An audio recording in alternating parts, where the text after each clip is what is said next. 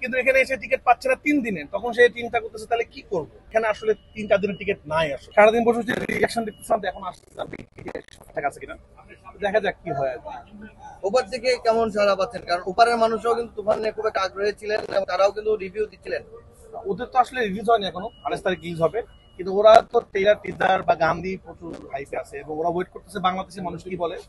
তো 100% positive review পাচ্ছি এবং সবাই বলছে যে এটা বাংলাদেশে এখন পর্যন্ত সেরা কমার্শিয়াল ছবি। আমি জানি না এখনো কি এটা, তো আপনারা রিয়াকশন গুলো নেন, আশা করি আপনারা দর্শকদের রিয়াকশন নেবেন। আপনাদেরকে অনেক অনেক ধন্যবাদ। ঈদের দিন আপনারা সবাই আসলে আপনাদের ফ্যামিলি ছেড়ে সিনেমা কভার করছেন। আমি আপনাদের একটা অনুরোধ করবো যে দর্শক যেটা বলে আপনারা সেটাই প্রচার করবেন, সেটা হোক ভালো হোক খারাপ। যারা সিনেমা থেকে এমন একটা ছবি বানানোর জন্য আপনারা নিজেরা তো ছবিটা দেখবেন, যে ছবি দেখলে আমরা প্রাউড ফিল করতে পারবো। আসলে আমি আস্তে আস্তে নিজের ছবি বেটার করার চেষ্টা করেছি। কোরবানিটা আমার জন্য খুব লাকি, প্রতি কোরবানিতে আপনাদের সাথে আমার দেখা হয়, সময় দেখা হয়েছে, পড়ার সময় দেখা হয়েছে। তা আমি আরো নিজেকে আরো বেটার করার চেষ্টা করেছি। বাট এই ছবিটা এটুকু বলতে পারবো, বাংলাদেশে এরকম ছবি হয় নাই। এটা আসলে আপনারা যখন সিনেমা দেখবেন তখনই বুঝতে পারবেন, দর্শক যখন রিয়াকশন দেবে তখনই বুঝতে পারবেন যে আসলে আমরা কি করবো। যারা সিনেমা দেখে বের হয়েছে তারা শুধু একটা কথাই বলছে যে আমরা তুফান 2 চাই। এই বিষয়ে আপনি কি বলবেন? তুফান 2 আসবে কিনা এখন বলবো না, আর কিছুদিন যাক তারপর বলবো। যেহেতু শেষে কি এটা আসলে এখন বললে কি হবে, সিনেমার মধ্যে এটা একটা সাসপেন্স আছে, আমি এটা নিয়ে কথা বলতে চাই না। দেখা যাক কি হয়। আমি দর্শকদের একটা কথাই বলবো, আপনারা প্লিজ অগ্রিম টিকিট কেটে হলে আসার চেষ্টা করুন, বিশেষ করে সিনেপ্লেক্স গুলোতে। না হলে আসলে আপনি এসে সিনেমার টিকিট পাবেন না, পরে আপনাদেরকে অন্য ছবি দেখতে হবে। আসলে এটাই হচ্ছে রাফি ভাই, এখানে আমরা কথা বলেছি, তারা প্রথম শো দেখতে এসে তুফানের টিকিট পায়নি 3 দিনের, তারা অন্য আগন্তুকের দিকে যাচ্ছে বেশি। শো তো বাড়াইছে আসলে, কিন্তু এখন আমি জানি না এখন কি করবো। এটা আসলে এটা খুব কষ্ট লাগে, একজন দর্শক বাসা থেকে রেডি হয়ে বেশি তুফান দেখবে, কিন্তু এখানে এসে টিকিট পাচ্ছে না 3 দিনে, তখন সে চিন্তা করতেছে তাহলে কি করবো। তখন সে অন্য ছবি দেখছে। অন্য ছবি দেখা নিয়ে আমার আপত্তি নেই, সব ছবি আপনারা দেখেন, কিন্তু যে দর্শকটা আসলে আমার ছবি দেখতে আসছে সে যখন অন্য ছবি দেখছে তখন কষ্ট লাগে।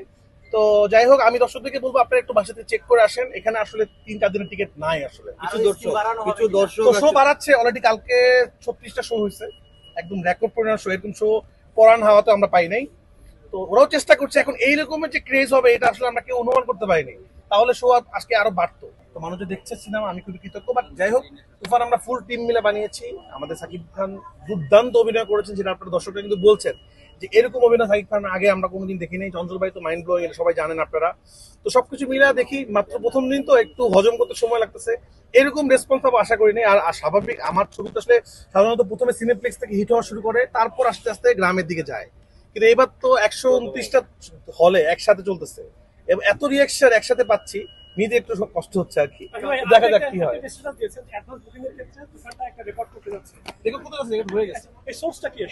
রেকর্ড সংখ্যকটা বলতেছি না, কিন্তু সাধারণত কি হয়, আমাদের সিনেমা রিলিজ হওয়ার পর অ্যাডভান্স টিকিট বুকিং হয়, কিন্তু সিনেমার টিকিট ছাড়ার সাথে সাথে 4 দিনের টিকিট যখন বুক হয়ে যায়, এটা বাংলাদেশ আগে কখনো হয় না। আচ্ছা সবাই সিনেমাটা দেখি পাইরেসির বিষয়টা আসলে চলে আসে, এই পাইরেসি ঠেকাতে আপনারা কি ধরনের পদক্ষেপ? সব রকম পদক্ষেপ নিয়েছি। আপনারা জানেন কতবার সুড়ঙ্গ যারা পাইরেসি করেছিল তাদের 4 বছরের জেল হয়ে যেতে পারে, তারা কোর্টে আছে। আমি আশা করবো আপনারা অনেকে হয়তো বুঝেন না, না বুঝে ভিডিও করে ছবি আপলোড করে দিচ্ছেন, ছেড়ে দিচ্ছেন, এটা কিন্তু মারাত্মক একটা অপরাধ। কোনো সিনেমারই আপনারা পাইরেসি করবেন না।